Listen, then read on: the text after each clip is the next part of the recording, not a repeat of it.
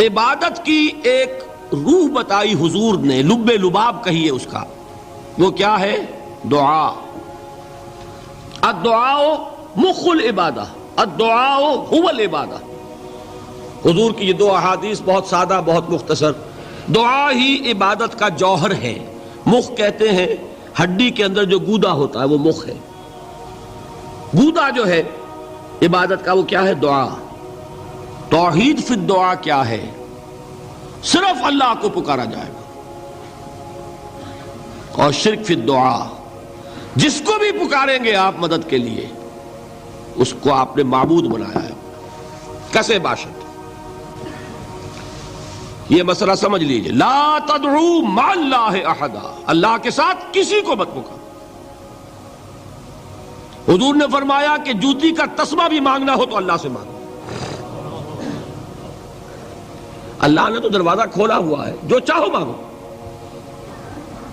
کسی اور سے مت مانگو۔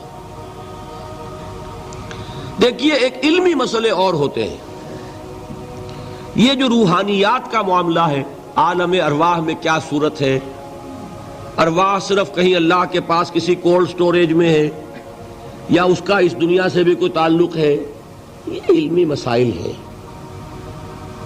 فرض کیجئے اس وقت کوئی ارواح یہاں موجود ہو، فرض کیجئے، میں اس کا انکار نہیں کروں گا، ہو سکتا ہے کہ ہو سکتا ہے کوئی روحانیت والا شخص بتا بھی دے کہ ہاں فلاں کی روح موجود ہے، ہوگی بھائی، اسے نظر آتی ہوگی، ٹھیک ہے۔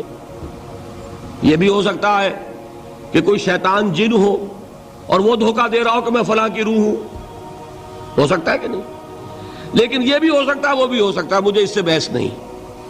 مجھے جس سے بحث ہے وہ یہ ہے کہ مجھے پکارنے کی اجازت نہیں ہے۔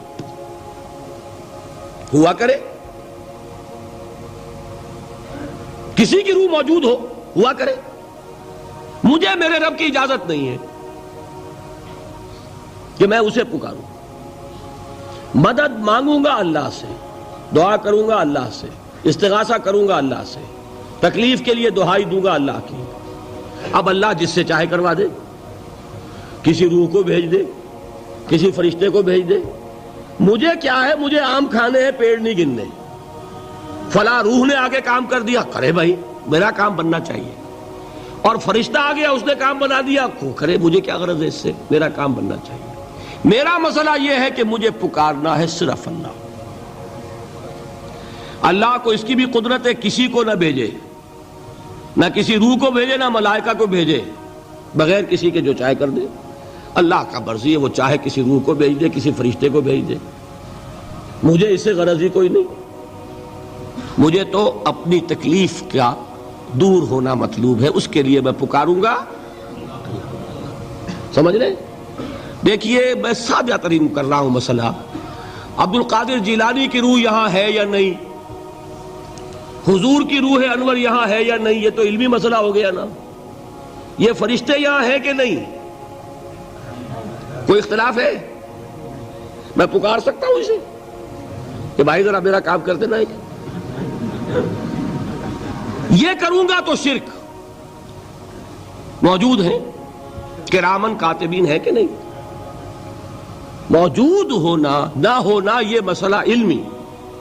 جو اصل میں شرک سے متعلق مسئلہ ہے وہ یہ ہے کہ پکارنے کی اجازت نہیں۔ دیکھیے حضور کی ایک حدیث ہے، اور یہ ایک ہمارے لیے خوشخبری ہے۔ آج 8واں دن ہے، آپ اپنی نیند کی قربانی دے رہے ہیں، آ رہے ہیں، سن رہے ہیں۔ یہ حدیث بھی سن لیجئے، بشارت والی حدیث ہے۔ مجتمع قوم فی بیت من بیوت اللہ، نہیں جمع ہوتے کچھ لوگ اللہ کے گھروں میں سے کسی گھر میں۔ اس کا مصداق اول تو مسجد ہوگی، لیکن تقریباً تمام محدثین نے مانا ہے کہ صرف مسجد تک محدود نہیں ہے، سب گھر اللہ کے ہیں۔ یہ جگہ کس کی ہے؟ تو عام ہے یہ چیز، لیکن مسجد کا ہوگا تو وہ مصداق اول ہو جائے گا۔ مجتمع قوم فی بیت من بیوت اللہ یتلون کتاب اللہ ویتدارسونہ بینہم، کام کیا کر رہے ہوں کہ اللہ کی کتاب پڑھ رہے ہوں، وہ سمجھ رہے ہوں، سمجھا رہے ہوں، تو کیا ہوتا ہے؟